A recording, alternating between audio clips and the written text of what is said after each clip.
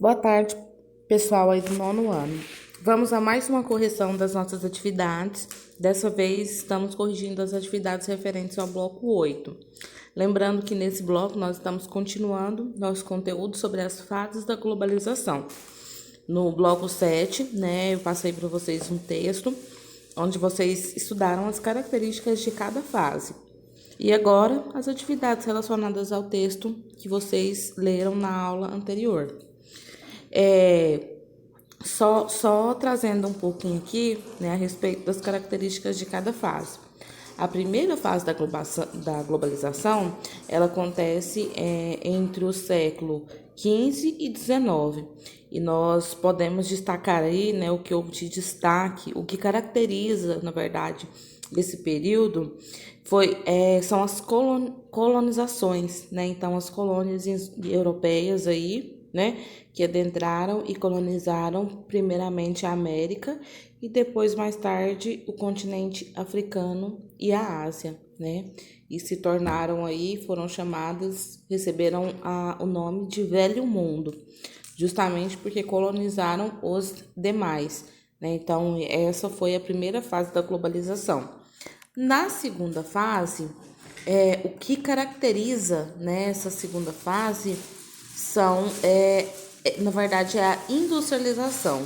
Essa segunda fase ela acontece em meados do século XIX até o século XX, E é a consolidação do processo de industrialização no continente europeu. A gente viu que a primeira revolução industrial, marca esse processo. A primeira revolução industrial ocorrida na Inglaterra. E essa primeira revolução, ela se espalhou, pelo mundo muito rapidamente, atingindo primeiro os países desenvolvidos e, por último, os países subdesenvolvidos. Os países desenvolvidos produziam e forneciam os produtos industrializados, as colônias, e os países subdesenvolvidos, eles limitavam-se ao fornecimento de produtos primários, ok? E nós temos também a terceira fase da globalização. Essa fase que se estendeu até no final da Segunda Guerra Mundial, ao final da Guerra Fria, e coincidiu com o período também da ordem mundial, e que foi marcada aí pela bipolaridade.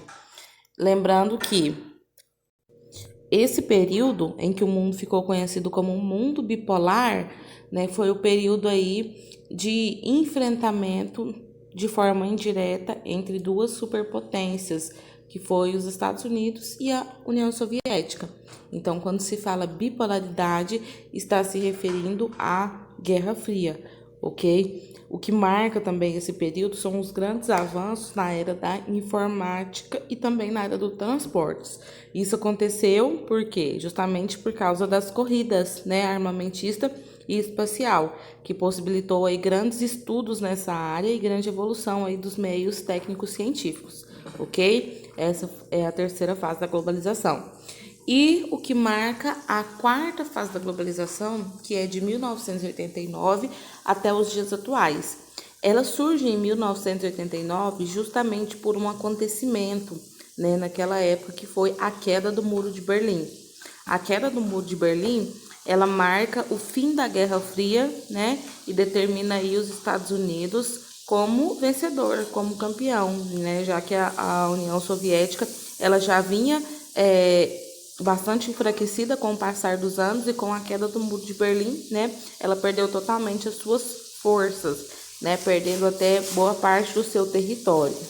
Então, a queda no Muro de Berlim e a vitória dos Estados Unidos gerou o quê? Um avanço capitalista muito grande para todo mundo, E esse avanço capitalista, chamado também, de segundo mundo, tornou a economia, que antes era socialista, em uma economia planificada, uma economia voltada para o lucro, E o que marca, a grande característica aí dessa fase, que é a fase atual da globalização, é o encurtamento da distância e a aceleração do tempo, Ou seja, o que antes gastava-se muito tempo para fazer, hoje em dia gasta-se questão de minutos, segundos, como é o caso dos meios de comunicação. Hoje nós conseguimos nos comunicar com outra pessoa do outro lado do mundo, a partir de segundos, estantes e também os meios de transporte, né, que eram mais concentrados, principalmente de um conteúdo de um continente para o outro, nas áreas das navegações, passaram a surgir aí as áreas aéreas, né, como meio de transporte. Então, que se gastava 3, 4 dias para atravessar um continente, transformou-se em apenas algumas horas. Então, esse foi o encurtamento das distâncias e a aceleração do tempo. Vamos agora à correção das nossas atividades. Na questão 1, com base no texto apresentado na semana anterior, responda às atividades. A primeira aí, a logística diz respeito ao processo de planejamento, transporte e armazenamento de mercadorias em relação à história e o início do processo de globalização. Qual meio de transporte foi responsável pela logística que iniciou a integração do comércio à economia global? Primeira opção aí é o trem de ferro na primeira revolução industrial, as canoas e demais embarcações na navegação fluvial ou as caravelas durante as grandes navegações. Então, o que marca essa logística, né, esse transporte, esse armazenamento de mercadorias, isso começou lá na primeira fase da globalização, né, e o que marca são as caravelas durante as grandes navegações, né? Então, aí no caso, na número 1, vocês vão marcar como correta letra C, ok? Na questão número 2, na segunda fase da globalização, no sistema colonial, se expressava no quê?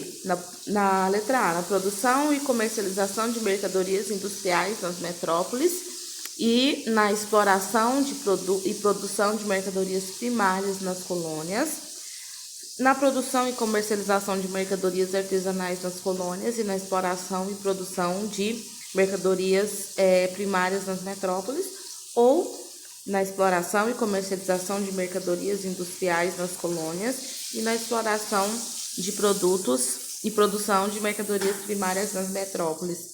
O que marca aí a segunda fase é a comercialização de mercadorias industriais aí nas grandes metrópoles, né? Então, nós podemos aí marcar como alternativa certa a letra A, ok? 2, a letra A. Na número 3, a chamada terceira revolução industrial trouxe vários avanços tecnológicos que aprofundaram ainda mais os efeitos da globalização. Dentre eles, ocorreu a criação e difusão de ferrovias, telégrafos, sistema de telefonia, além do uso de automóveis, aviões, dentre outros. A Divisão Internacional do Trabalho, DIT, em que a Europa fornecia mercadorias às demais áreas, forneceu matéria-prima para o trabalho escravo, né, que é chamado de sistema colonial, ou um grande avanço na área da informação, como também nos transportes, como o desenvolvimento da informática, da robótica, da internet e também da biotecnologia. Então, como eu já relembrei para vocês no comecinho dessa aula, o que marca aí a terceira fase da Revolução Industrial é justamente o avanço aí nas áreas de transporte e tecnologia, né? Então, aqui a gente pode destacar aqui, colocar como correta a letra C, ok? Na número 4, o que ocorreu no mundo no mundo globalizado após a queda do Muro de Berlim? Então, no mundo globalizado, com a queda do Muro de Berlim, enfraqueceu, né, houve um enfraquecimento aí da União Soviética e, consequentemente, o fim da Guerra Fria. O mundo, após o fim da Guerra Fria, ele entrou em uma nova ordem mundial e a globalização ela passou a um novo estágio, né? Ela passou aí de fase. Isso porque houve, então, um grande avanço no sistema capitalista para todo mundo, incluindo aí os países do então chamado Segundo Mundo. que eram antes socialistas ou de economia capitalista planificada, né? E passaram a ser capitalista, porque o capitalismo ele ficou muito forte aí após os Estados Unidos sair como vencedor da Guerra Fria, ok? Então podem colocar aí que com a queda do Muro de Berlim, a União Soviética enfraqueceu e houve o fim da Guerra Fria e o mundo entrou em uma nova ordem mundial. Essa é a resposta aí do número 4. Assim, em relação à percepção das pessoas no fenômeno da globalização, o que significaria o encurtamento do mundo? O que se vê como característica principal, né, desse processo, além da consolidação total do sistema de globalização por meio da mundialização integral do capitalismo, é aí o encurtamento da distância e a aceleração do tempo. Quando nós falamos em encurtamento, nós estamos nos referindo à forma com que os sistemas de transporte conseguem alcançar grandes distâncias em pouco tempo, como já citei para vocês. Já a aceleração do tempo refere-se à velocidade com que as novas tecnologias surgem e estão rapidamente melhoradas ou substituídas. Então, esse seria o encurtamento do tempo, ok? Refere-se ao encurtamento nos sistemas de transporte, né? E a aceleração do tempo referente à inovação e velocidade das novas tecnologias. A 6. O mundo globalizado possui grandes diferenças em relação ao mundo do sistema colonial, né? Do século XV ao século XIX. Explique sua resposta. Então, essa resposta, na verdade, ela é pessoal, mas nós podemos observar, né, no sentido das relações econômicas e políticas, né, em que as metrópoles daquela época, né, dessa época aí do século XV ao século XIX, em sua grande maioria, elas são compostas pelos países desenvolvidos de hoje, como também, né, a maioria das colônias são países emergentes ou pobres de hoje. Por quê? Porque foram explorados.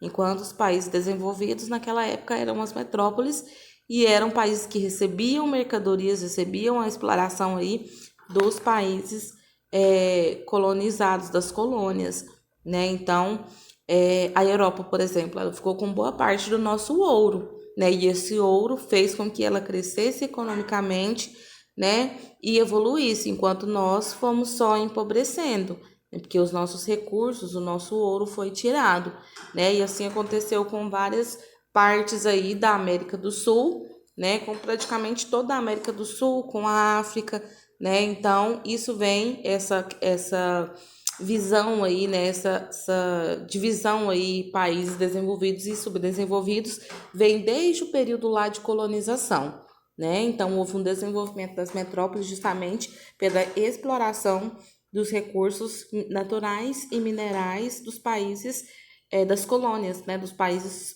que hoje são os países subdesenvolvidos ou emergentes, ok? Então, essa foi a correção de hoje, né? Qualquer dúvida, estou à disposição aí para estar esclarecendo. Tchau, tchau e até semana que vem.